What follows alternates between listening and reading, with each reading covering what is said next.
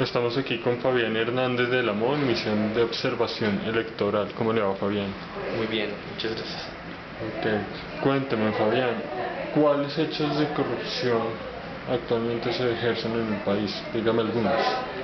Eh, digamos, eso depende de muchas definiciones que hay, tanto desde la ciencia política como desde la administración pública. Hay unos hechos que uno considera corrupción que están tipificados, como el peculado, como el prevaricato, o sea, no hacer bien su función, apropiarse de bienes públicos para uso personal, problemas de contratación, favorecer intereses privados en asuntos públicos, falsificar documentos. Es decir, hay una gran gama de lo que se denomina corrupción y que está tipificado en los códigos penales y administrativos. El problema es que además hay una cantidad de conductas que socialmente se pueden asociar como legales o no corruptas y que terminan generando casos de corrupción ¿Cómo y que cuáles son conductas? cotidianas, como que pasan por la misma cultura de la gente, como el hecho de vender, por ejemplo, su voto en una elección. La gente en muchos lugares de este país considera eso cultural, considera que los candidatos cada 4 años van a ofrecerles algo muy específico, muy determinado por el voto y que por eso deben vender su voto. No piensan en programas de gobierno a largo plazo, no piensan en planes de ciudad, en modelos de ciudad distintos, sino están pensando en una situación particular que los beneficie personalmente. Saltarse las normas de tránsito, saltarse las normas de convivencia diarias, el ruido cuando uno está en un conjunto. Es decir, son una cantidad de conductas cotidianas que perjudican a lo social y que es a lo que lleva al final es a tener una sociedad mucho más permisiva con los actos de corrupción. En ese aspecto, ¿qué no es corrupción en elecciones? Pues todo el mundo habla y dice que tal cosa es corrupción. Es una línea muy delgada, o sea, digamos, ahí hay mucho que debatir porque uno podría decir que y es llevar sancocho, llevar un refrigerio a una persona en una reunión política. Es un acto que puede ser que la persona decida o no votar por la otra persona, por ese desayuno, por ese almuerzo, por esa comida. Sin embargo, uno se pone a observar cómo ha pasado la política nacional y muchos de los grandes casos de corrupción no pasan ni siquiera por ese plato de lentejas o ese plato de lechón o ese plato sino pasa por grandes transacciones de acomodar contratos, de acomodar mordidas, de acomodar financiaciones legales e ilegales en las campañas electorales. Entonces, y que son propias además de nuestra democracia participativa y representativa. Uno no puede pedirle a la ciudadanía que no canjee sus necesidades personales en una época electoral. Para algunos la necesidad personal es más educación y mayor salud para sus hijos, que se representa en mejorar las condiciones de la escuela y del puesto de salud del municipio. Para otros es un modelo como basura cero, por ejemplo, que toca menos, pero que es una gran política pública de Estado. Es decir, ahí hay una serie de transacciones políticas en las cuales el ciudadano decide votar por alguien por algo que lo beneficie. En muchos casos, esos beneficios tienen que ser personal, si no la gente no saldría a votar. ¿Los jóvenes cómo ven la política actualmente? Digamos, hemos tenido varias etapas en nuestro país. El tema el Frente Nacional generó una juventud que a la postre generaría la Constitución del 91 con un movimiento social muy grande como la Séptima Papeleta,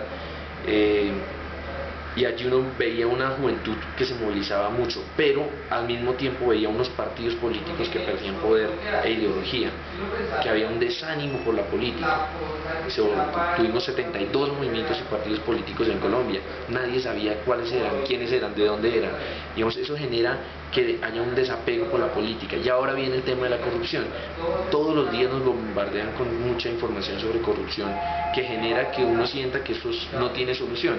Por consiguiente, si no tiene solución la política, yo no tengo por qué hacer nada en contra de eso que está pasando. Y en ese sentido hay como un círculo vicioso en el cual el joven ya no tiene herramientas para actuar frente a lo político y exigir los derechos, sino que se muestra apático a la política y apático a todo porque considera que todos los políticos son corruptos, todo lo que sale del Estado es corrupción, como no se puede hacer nada, yo no puedo hacer nada, entonces no me movilizo. En ese campo habría una abstención de los jóvenes. a la votación, o cómo se maneja eso? Según Digamos, ustedes han visto. hay una población juvenil que creemos que sí se está movilizando y ¿Cuál? cada vez va a ser más. Digamos, la tecnología ha facilitado que los jóvenes estén más cerca de mucha información. Hoy en día un político no solo debe mirar los Facebook de las personas que voten, sino incluso de menores de edad, para ver qué es lo que opinan, porque saben que un menor con Facebook o un menor en redes sociales está siendo vigilado por 2 o 3 adultos que sí son susceptibles a un voto, que era un poco lo que pasaba con el fenómeno de Mocus, y era que muchos jóvenes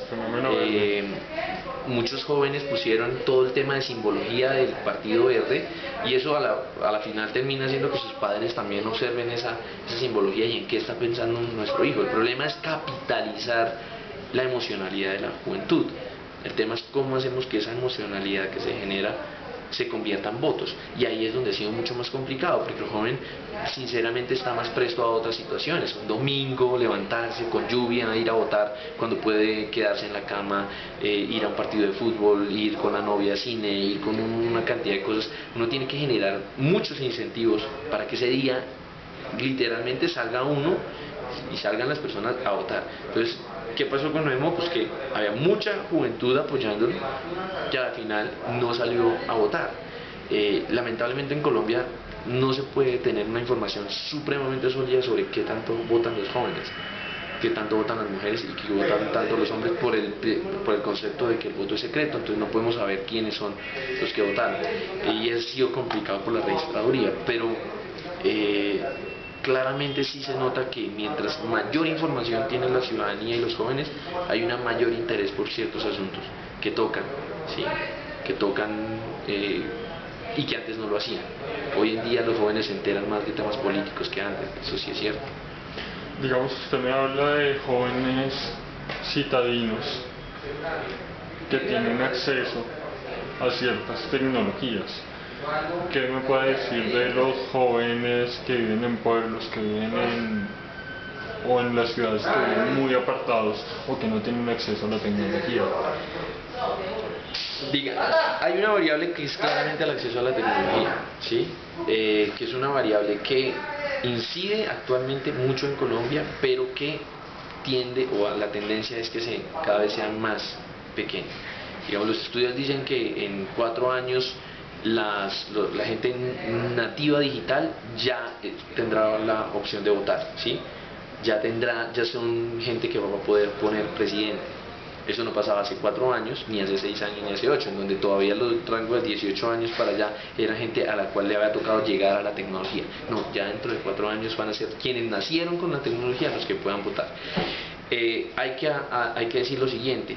El tema de la tecnología está avanzando en Colombia y hay mucha política pública para que el tema de la tecnología, que sí es una barrera, sí, es una barrera además que puede ser inclusive antidemocrática, porque genera que solo ciudadanos con acceso a la tecnología participen en lo público.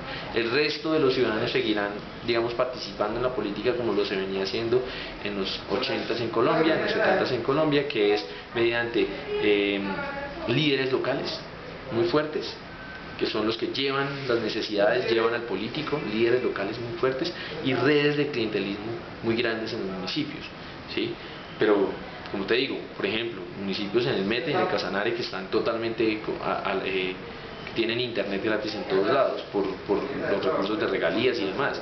Que uno creería, no, esos municipios allá no deben tener conexión. No, resulta que tienen muy buena conexión, en contradicción con personas en Usme, en Tintal y en San Cristóbal, acá en Bogotá, que hoy en día tienen servicios de conexión de internet.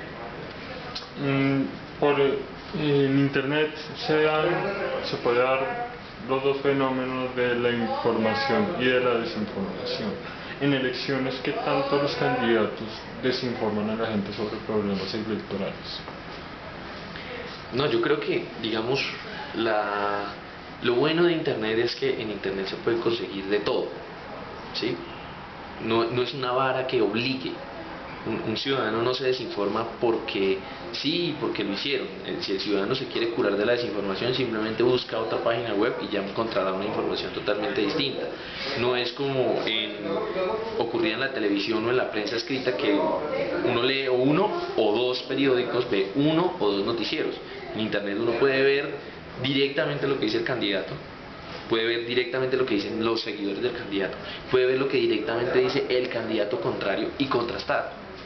Eso es una facilidad que no tenía los medios tradicionales y que sí permite la tecnología, ¿sí? En ese sentido es mucho más fácil llegar a la verdad en estos nuevos espacios porque hay mayor posibilidad de contraste. Sin embargo, es cierto que el ciudadano solo ve y solo lee y solo entiende lo que le llama la atención. El uribista casi siempre buscará más información sobre el uribismo, el santista buscará más información sobre el santismo y lo demás le va a parecer que no le sirve. Sin embargo, lo que permite las redes es que usted tenga la posibilidad al menos de encontrarse esas varias miradas, ¿sí? Y no esté dependiendo de qué le suelta un medio de comunicación tradicional. Los medios tradicionales, ¿cómo han visto esto que usted me está diciendo? ¿Se han puesto más al pendiente de todos los partidos y de todos los candidatos? ¿O siguen todavía segmentándose la información dependiendo del candidato y del partido? Digamos, hay una gran diferencia entre la información que recibe el ciudadano de las redes sociales y la información que recibe de los medios tradicionales. En los medios tradicionales la información es mediada por alguien. Por ese alguien, ese es un profesional en información, que es un periodista, que decide qué escoge y qué le da a la ciudadanía. En el otro rango, en las redes sociales, la relación es directa. Es directa con el candidato, directa con, por lo menos, quien le maneja la información del candidato, que ya es una relación mucho más cercana, mucho más estrecha. ¿Qué han hecho los medios, por lo menos en Colombia, en el momento de cubrir elecciones? Hoy en día es muy famoso ver noticias sobre qué dicen las personas en Twitter. El fenómeno del expresidente Álvaro Uribe Vélez hoy en día y su importancia y impacto mediático ha sido gracias a su Twitter, y que han convertido su Twitter en noticia, ¿sí? Sin embargo, se necesitan de los medios, porque además por los medios pasan los líderes de opinión, opinadores informados, que dan opiniones sobre temas relevantes de la opinión pública y generarían, digamos, mayores conceptos sobre los temas. Que eso también es necesario en una democracia que no tenga opinadores, líderes de opinión, especialistas en temas que hablen de los temas, pues simplemente tendríamos información fragmentada, no contextualizada, que no daría mayores informaciones para tomar decisiones. Ok, muy amable. Muchas gracias.